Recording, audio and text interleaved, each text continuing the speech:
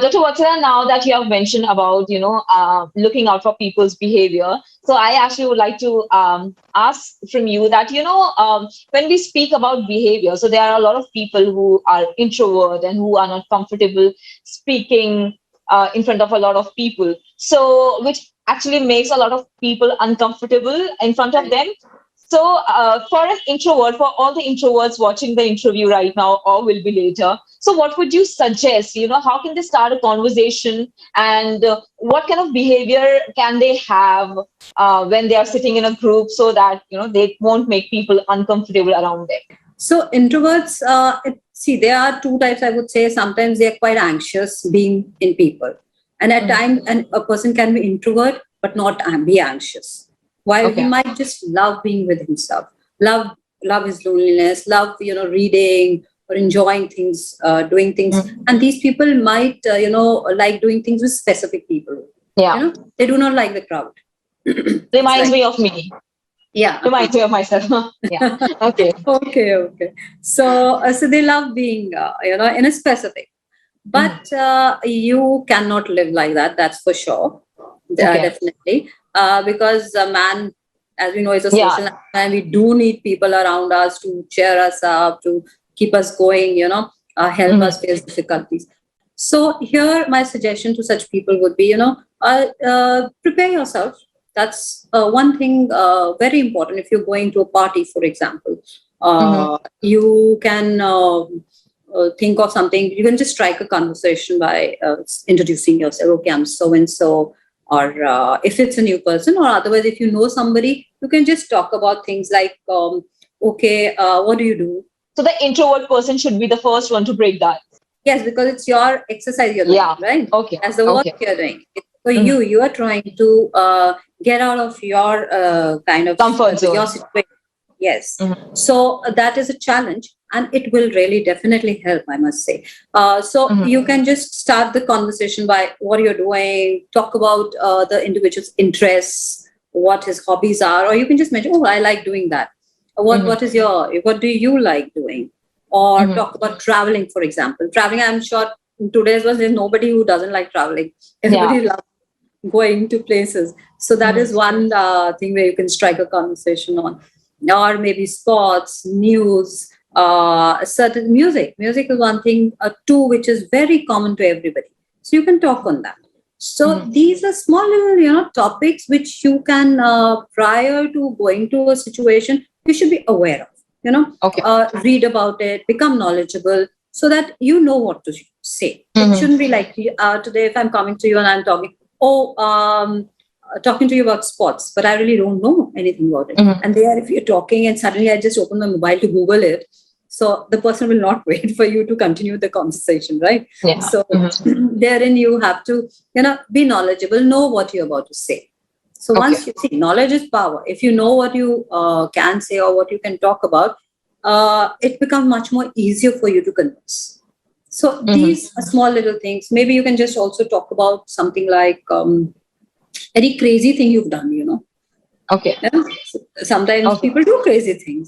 So Mhm. talk Mhm. about that, and the other person will, that will motivate the person to talk further with you. And you too can just talk about something you've done. So Mhm. small little things, because introverts generally believe in small talk. They're really not big conversationalists. Mhm. So, and they don't feel very comfortable. But then, yes, small little topics you can work Mhm. on so that you can be, you can enjoy yourself when you're with others. That is Okay. what an introvert can do. I think those are some great tips for the introverts out there, who really don't know how to start a conversation and would actually to speak on while they are meeting someone. So, guys, Dr. Watsala have given you some great tips. I think you should follow them. And now, speaking of the extroverts, who actually, because of their extrovert behavior, they sometimes, land up in trouble and Yeah. in yeah, and in big situation. So, for them, what would you recommend, and what would you tell them so that they can tame themselves down a bit?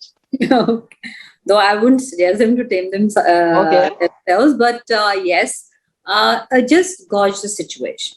The gravity of the situation. See, if Mhm. you're in a professional scenario, you cannot be too outgoing or be very loud. you need to balance everything. You need to measure what is acceptable and what is not.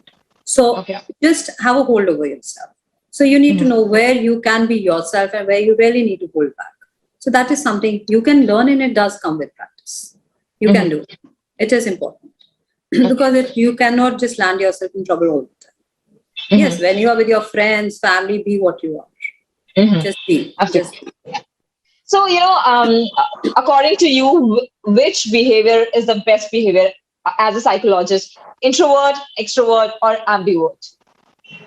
Well, I wouldn't say anything. Any of them is my choice. But since all individuals are different, their bringing up is different, their family background is different, the scenario where they've grown up, environment is different, or the problems they've faced are different. So all these make you basically, So that also determines your personality type. So introvert, I would suggest, can just put in a little effort to become a little ambivert, wherein, you are able to mingle in the society and have the best, of both worlds. Be with the society also and enjoy your seclusion also. So that's okay. And for extroverts, they vice versa, they can cool down a little. So ambivert, yes, most of us are ambiverts because we know how to strike a balance. So I think balance definitely makes a lot of sense, and but it is an individual factor, depending upon where, what you're bringing up and what environment you've grown up in.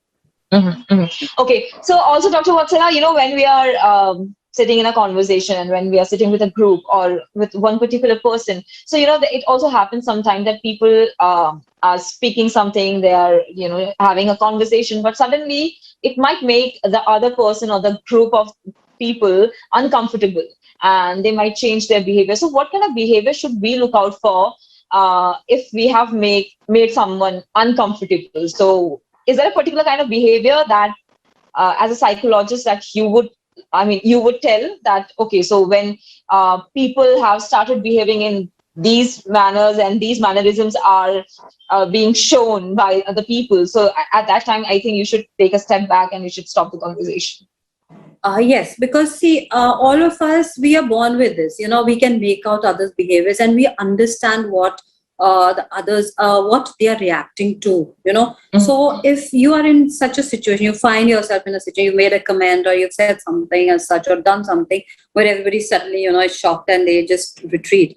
Just be a little humor, use humors, right? So you can just say, oh, maybe it was just, I think I'm being silly doing that, so I'm sorry, that way you can just get over the situation. Or if you feel you've really hurt someone while doing something, I think there's no harm in going up to that person and say, I'm sorry. I think I never meant it, but if you felt hurt, I'm sorry for that. It was just, it